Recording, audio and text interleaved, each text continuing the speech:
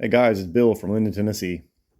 But this is Friday, and I'm starting this because um, the deck has already started to not work out the way I thought it was. But if I'd have thought about it a little bit more, which I did think about it a lot, so I'm not sure where I missed this, but it's pretty obvious why this isn't working. I'll show you why it's not working. Went ahead and made these little arc plates I talked about last time. At some point, the plan was to drill like a hole here, and a hole here, and a hole maybe up top here. And what that would do is that would hold on to this little swing arm that pivots down here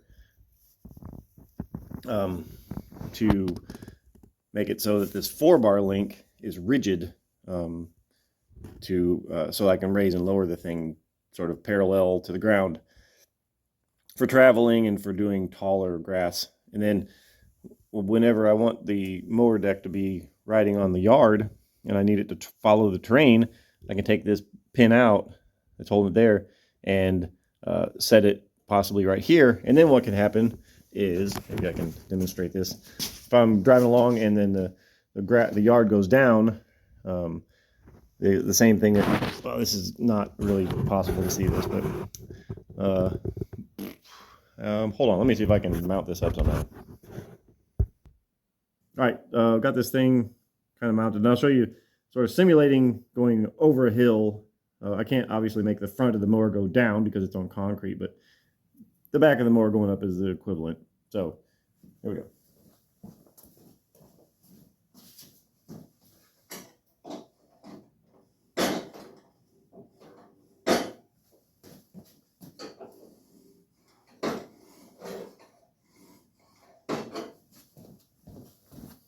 Okay. One of the things that I kind of knew was going to happen was going to be a problem whenever the back of the mower goes up.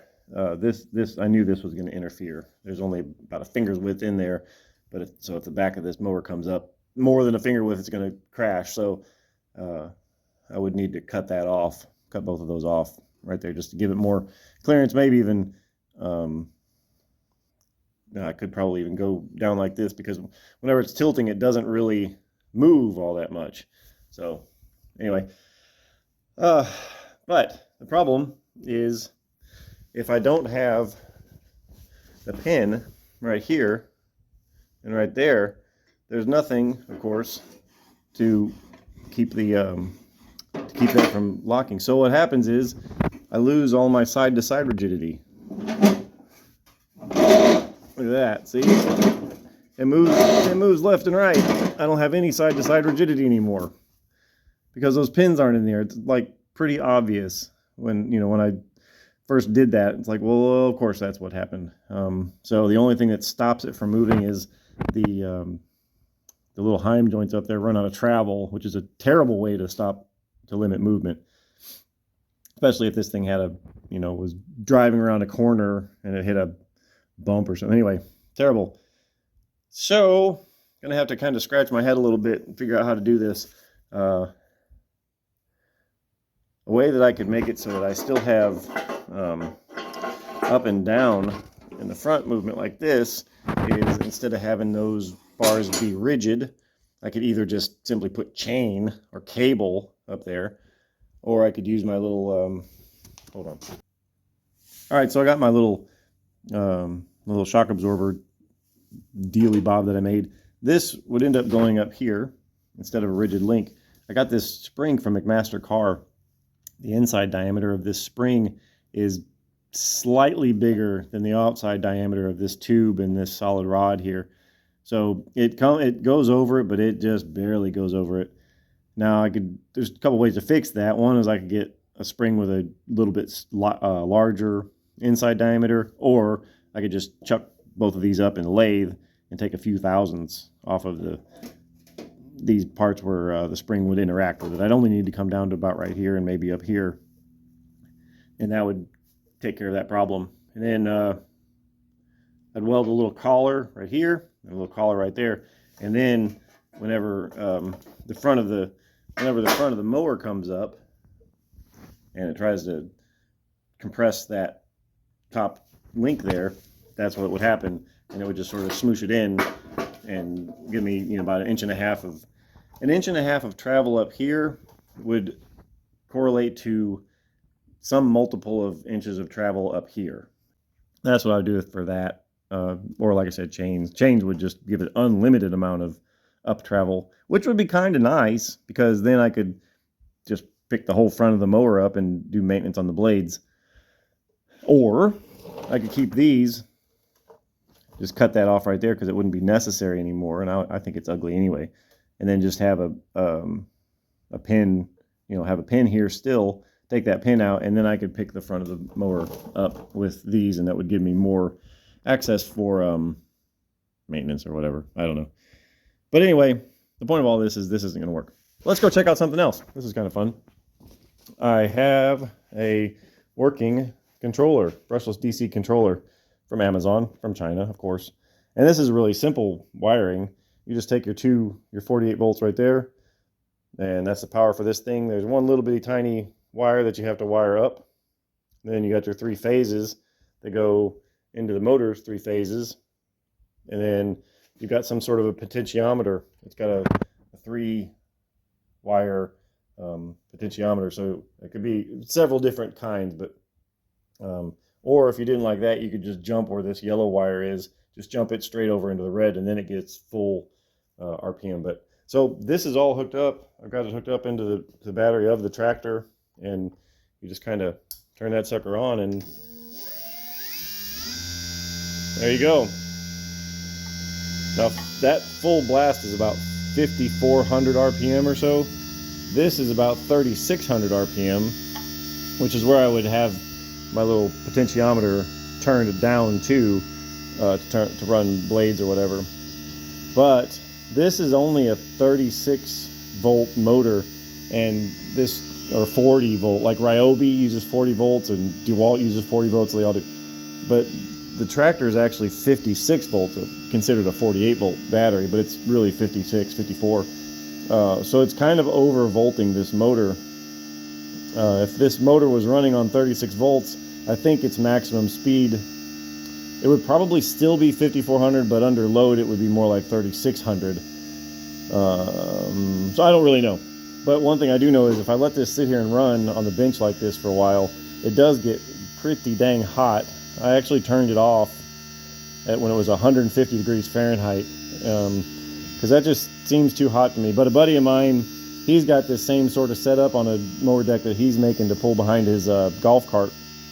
And he says that when he's got blades on his and it's under load, they don't really get that hot. I mean, they get warm, but not too bad. But something worth noting is the current draw. So I just got an amp meter set up for DC current, and it's pulling 1.6 amps at 3,600 RPM. If we crank it all the way up to full output, this is obviously no load, but we got 2.2 amps, and that's at roughly 52 or however many volts that is. So, you know, we're talking 100, 120 watts. So it's not very much, which kind of makes sense because, like I said, there's no load on it. However, this motor, this is a very similar motor that I use for my current pull-behind deck. It's also the motor that is in Mona here. Mona's slightly smaller, but it's roughly the same. If we crank this up, I'll turn this on the same way that I do when I'm cutting. Just come up here and turn the little rheostat on, get it going a little bit, and then I'm going to flip a switch and give it full power. I got to turn it on slow. If I give it full power, it'll jump off that seat, but there we go. Yeah, but so that's running full power, and it's going about 3,700 RPM.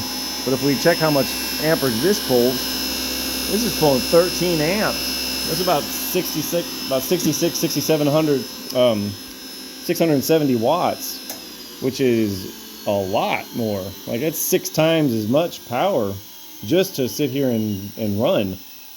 I was really surprised by that. Now, if we do a little comparison here, it's a hell of a lot bigger motor.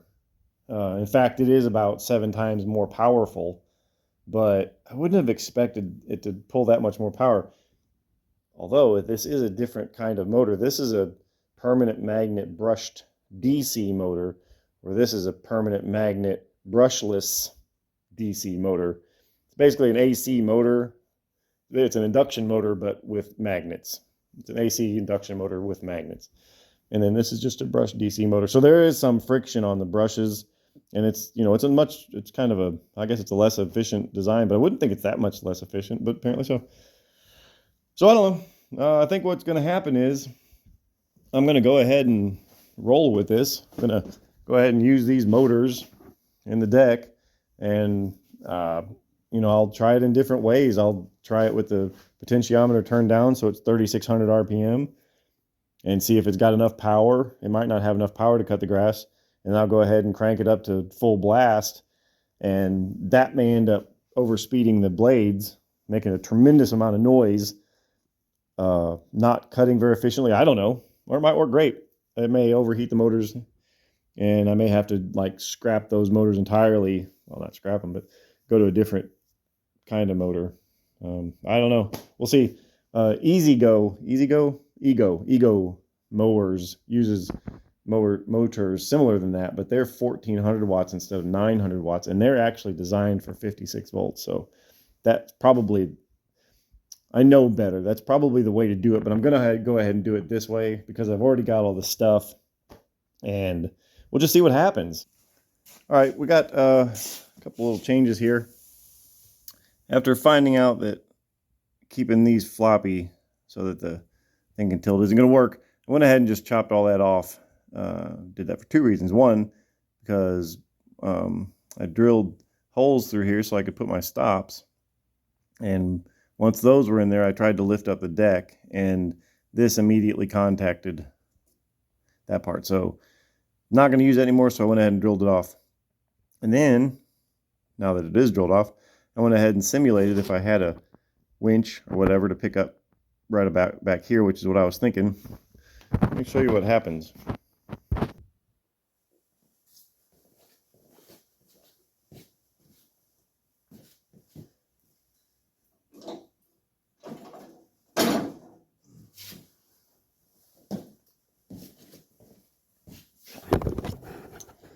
Oops. Here's what the problem is. I do believe that and that are too far apart. Those need to be kind of on top of each other, and that are too far apart. They also need to be on top of each other. So, where does that leave me? Well, I guess I've got a couple options. One, I could extend I could put those pivots up here and then move this whole rod over there. Something like that, but in a position where it wouldn't hit, of course. And then sort of keep those right there, but move that like that. Well, I think that's really the only option I have if I'm going to keep this 4-bar. So I'm going to think about this for a little while. If you have any suggestions, leave them in the comment. Thanks for watching. I'll see you next time.